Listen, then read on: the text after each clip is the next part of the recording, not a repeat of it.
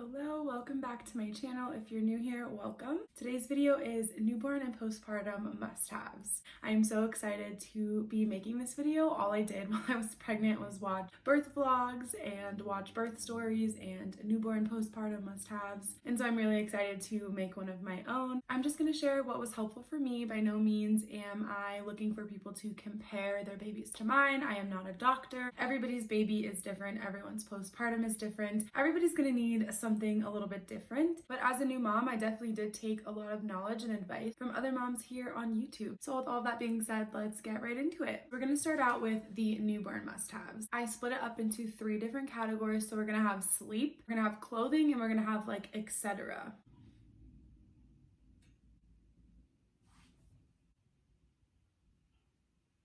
He's crying, I'll be right back.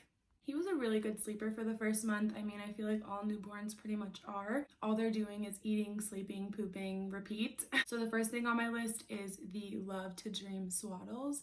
I love these swaddles because they allowed him to have his arms up. In every single ultrasound, every time we seen him in the womb, he had his arms up or his hands on his face. And that was an indicator to me whenever I was looking for swaddles that were all like stick straight, arms down, that he was gonna need something a little bit different, and that's when I found the Love to Dream swaddle. He used these every single night for probably like the first month and a half, and they were very, very beneficial. Once he was asleep, he stayed asleep. Every time like we put the swaddle on him, he kind of like acted like he was getting tired. So he kind of like knew that was a step to bedtime. I feel like that's really important with a newborn because they don't really have a schedule, so they look for those cues to let them know like what's next and what's coming. On that same category of kind of like prepping him for what's next and what's coming, we used the Hatch sound machine. We got this version and we really like it. We use it every single night, every single nap. He's using it right now for his nap. I swear by it. Anytime anyone asks me like, what is your number one thing for sleep? Hatch sound machine. Because it allows them to stay asleep once they're asleep and they're not going to be woken up by noises outside or a car going by or a plane or like his dad getting up in the morning for work or me leaving the room after I put him down for a nap. I feel like getting the baby to stay asleep once they're sleeping is like the hard part. At least it was for me. The last couple things, I feel like these kind of go hand in hand for sleep, is not only his bassinet. We tried co-sleeping, it just wasn't for us.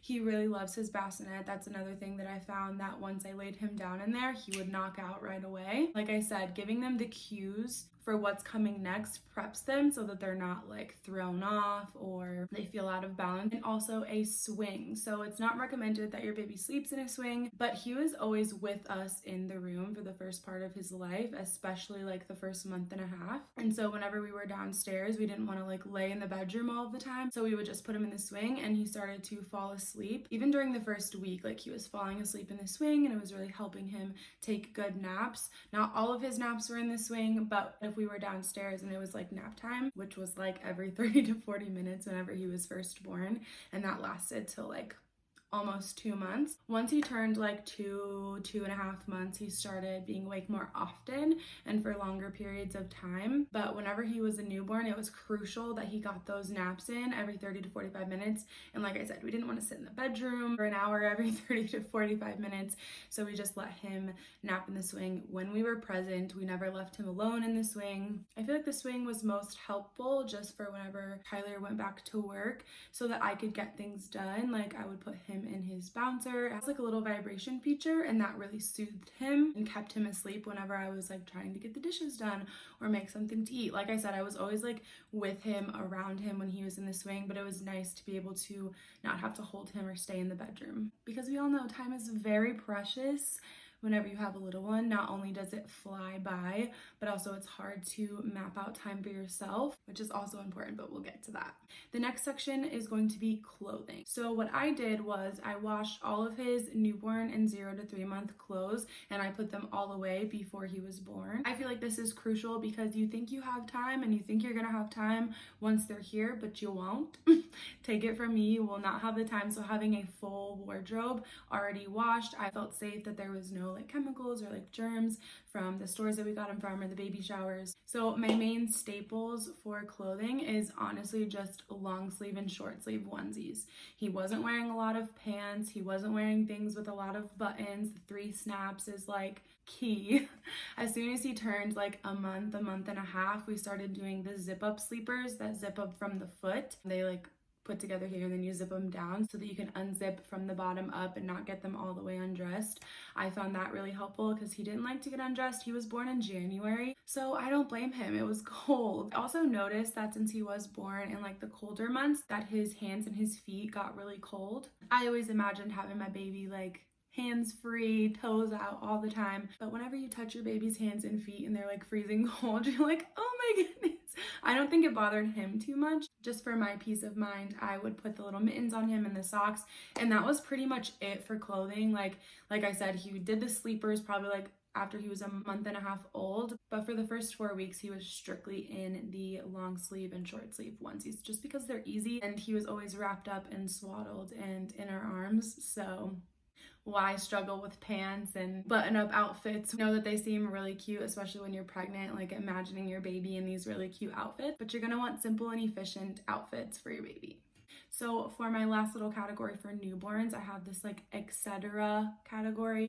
We chose to use the Honest diapers and wipes, and we also used all-purpose balm and the diaper cream. Also, one of those little diaper cream spatulas, those are amazing. I was a nanny for 6 years and I hated getting the diaper cream in my fingers, and it's also just like, get yourself a butt cream spatula because the Honest diapers worked really well for us for the first 3 months. We recently had to switch him to Hello Bello, which I'm still kind of experimenting. I don't know if that's what we're gonna go with, but the Honest diapers, the cream, the wipes, they're all really good ingredients. I felt really safe and good about putting them on my baby. Second thing on this list is spit up cloths. I used these ones from Walmart. If I can find a picture and a link, I will put it right here.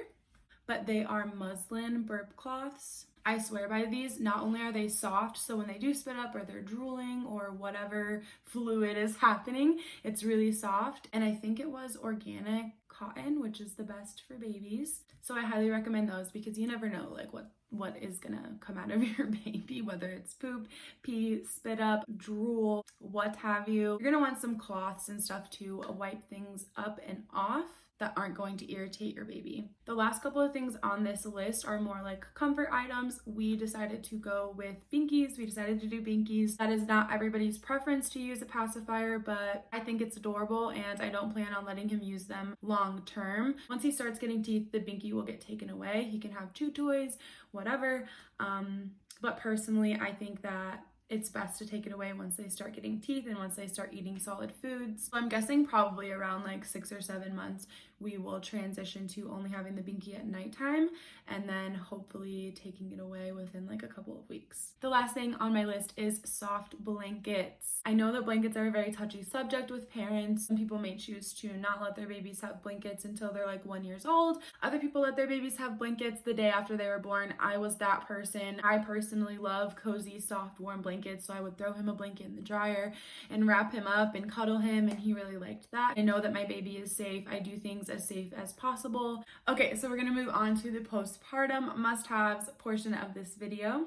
I split this part of the video into 4 different categories. We're gonna do nursing, clothing, sanitary, and self-care. So let's jump right into nursing. I put nursing first because I feel like it's the most demanding part of the whole process, especially if you plan to strictly breastfeed your baby. You're going to eat, sleep, and breathe breastfeeding. So the first thing on the nursing category that I wanted to share is the My Breast Friend pillow. I've seen the Boppy pillow everywhere. I've used it when I was nannying. I used it with my little sister. It's really good to help hold your baby, but I always just remembered it being like super flimsy, and I'm like, I'd rather just not get anything rather than have something that's not going to give me the support that I need. And I was watching a fellow YouTube mama on here, Brittany Baylin, and she shared that she was using the My Breast Friend pillow and that she really liked it. So I decided to try it for myself. It's very sturdy and I feel like it has a lot more coverage. It has a buckle in the back, so it's just really good for your posture. It's really good for baby to be on like a flat surface rather than something that's like sinking in. It just made more sense for me. I personally loved it, and I used it more during the first month than I did the second month. But whenever I would wake up in the middle of the night and breastfeed him,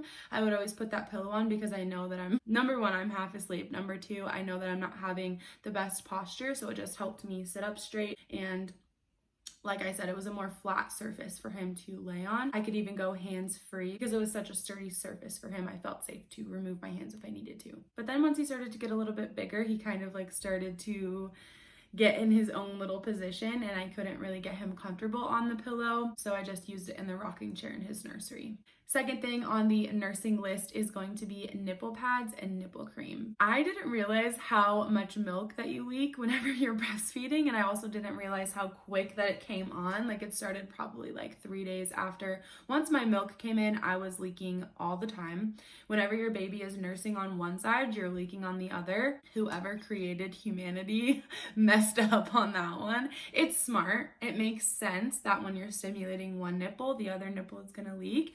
But I was just like, and that is where the next thing really comes in handy as well. I'm gonna touch on the nipple cream, but the Haka pump. The Haka pump was a lifesaver because it just suctions right on. I could do hands-free and it would catch all of the milk that he wouldn't have gotten otherwise because it would be all over my shirt or in the nipple pad. Because in the beginning, he wasn't nursing off of both breasts, so I was able to express all of the milk out and catch any of the milk that was letting down whenever he was nursing on the other side. So it was less waste, less mess. Back to touching on the nipple cream. I didn't think that I was going to use this, but then I heard of all of the horror stories of like nipple cracking and nipple bleeding and sores and all of that, and I didn't want that. I feel like breasts and nipples are sensitive in general, so I wanted to take the best care that I could. I used this nipple cream. I really liked it and it worked really well for me. So yes, highly recommend the My Breast Friend pillow, nipple pads, and nipple cream, and then also the Haka pump. Moving on to the sanitary part, I basically only have 3 things on this list. Number 1 being pads and briefs. You're gonna bleed a lot and there's gonna be a lot coming out of you after you have a baby. It's just the way that life works. I used the briefs and they were a lifesaver for probably like the first 9 days of being postpartum. Like I said, you're just losing a lot of blood, a lot of fluids, and it was nice to just have one thing instead of having like underwear and like a big pad. Like, it was nice to just have the briefs. The pads were really essential for the next few weeks after those initial 9 days when I was wearing the briefs. And the second 2 things kind of go hand in hand as well. That is a Peri bottle and witch hazel pads. This is the Peri bottle I used. I really liked it. They gave me a couple at the birth center. Second were the witch hazel pads. I actually did not tear at all. I give 100% credit to the stretching that I did, but I was still really sore after giving birth. I mean, you have to think about it. You're pushing out a whole human being. So I used the witch hazel pads inside the briefs 24/7 for those first 9 days.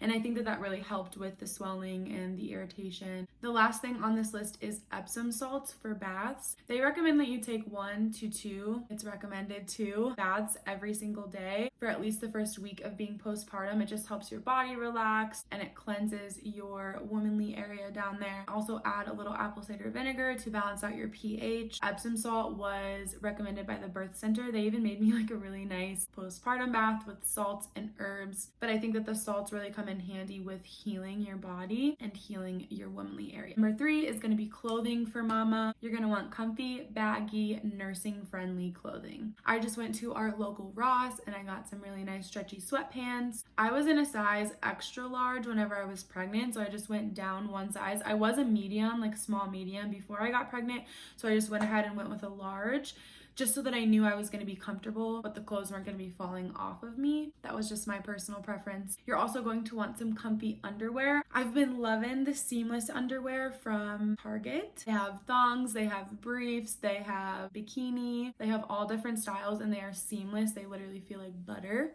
And I found that those were most comfortable, especially when I was wearing the pads for the few weeks after the initial 9 days. They were just very comfy and didn't make me feel even more bulky down there than what it already was with the briefs and the pads. The last thing in my clothing category is going to be nursing bras. I actually wasn't going to get any nursing bras, but I'm so glad that I did. It's so nice to be able to just take one out when you need to and have the other one still be covered up with like a regular sports bra or something. I feel like it would probably get uncomfortable with trying to take one breast out or having just both of your breasts out because you're like lifting up your sports bra. It was nice to pull down instead of pulling up. So that's my recommendation. Make sure you get yourself a couple nursing bras. You won't regret it. And make sure that they're the ones that pull down versus the one that pulls up. Last category for my postpartum must-haves is going to be self-care. You need to take care of yourself, mama. Just had a baby, whether it's your first, whether it's your second, third, fourth, whatever, you need to take care of yourself. I seriously think that if I didn't take as good care of myself whenever I was going through such a transformational time that is postpartum, that I probably would have been way more moody. I would have had no energy. But I feel like taking care of myself and holding space for myself really allowed me to transition from motherhood to maiden way easier and way more gracefully than if I would not have taken care of myself.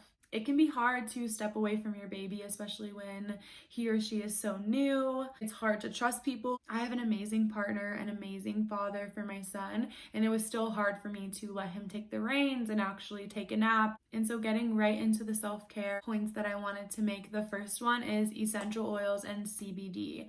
Now, this may not be for everybody, but I feel like it definitely really helped me out. Lavender, peppermint, the more citrusy smells, bergamot, those were all really potent essential oils that helped me not only mentally, but also physically through my postpartum. Also staying up on my CBD. I personally take the CBD, Nuvita CBD. I like the full spectrum one, but I feel like we have an endocannabinoid system for a reason, and I truly give a lot of credit to my mood and my energy with not having a lot of sleep to the CBD.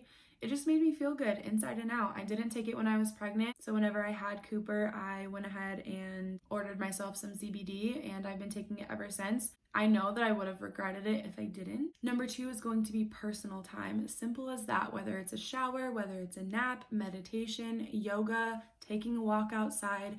Make sure that you give yourself some personal time. It's really easy to get stuck in the flow of just being mom, but just make sure to remember that you're not just a mom. You are the person that you were before you had a baby, plus a whole new person that formed after you had your baby. And you're also a mom, but you're not just a mom. So make sure that you create space for healing by taking personal time. Third thing, skincare routine. My skin was unbalanced and all over the place after postpartum. It not only made me feel less confident about myself, but I knew that I wasn't taking the best care of myself. My face shows that. I don't know if anyone else can relate to that, but whenever I'm really stressed out, whenever my hormones are out of whack, whenever I'm not eating right or drinking enough water, basically whenever my body is out of balance, it shows in my face, through my pores, through how my skin is either super dry or super oily and breakouts. So definitely recommend getting yourself a skincare routine. Number 4 is going to be vitamins, making sure that you're still taking your prenatal vitamin for at least a few months after giving birth. Your body is depleted from so many vitamins when you're pregnant, and also giving birth takes a really big toll on your body as well. So just making sure that you have a good vitamin, whether it's a multivitamin or you have a vitamin regimen that you follow. Make sure that you follow and keep up with that during your postpartum, especially the first month or 2. The last thing on my self-care list is snacks and water and eating regular meals. Like I said, it can be really hard to step away from your baby. So number 1, having snacks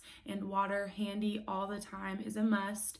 Even if you're breastfeeding and you gotta eat a granola bar or have a banana or an apple. Also, I wanna mention healthy snacks that are going to keep you energized and aren't gonna make you feel really heavy, bloated, and weighed down. Making sure you're drinking enough water, especially if you are breastfeeding. And also eating regular meals. Like I said, it's hard to step away from your baby, but even just sitting down at the table and having a warm meal while your partner or a friend or a family member holds the baby can make all the difference. That pretty much sums up my newborn and postpartum must-haves. All of these things really helped me create a balanced environment for me and my baby. If you have any questions or comments, or you just want to chat, leave a comment in the comment box below. I plan on making more motherhood videos as time goes on. I really enjoy being a mama.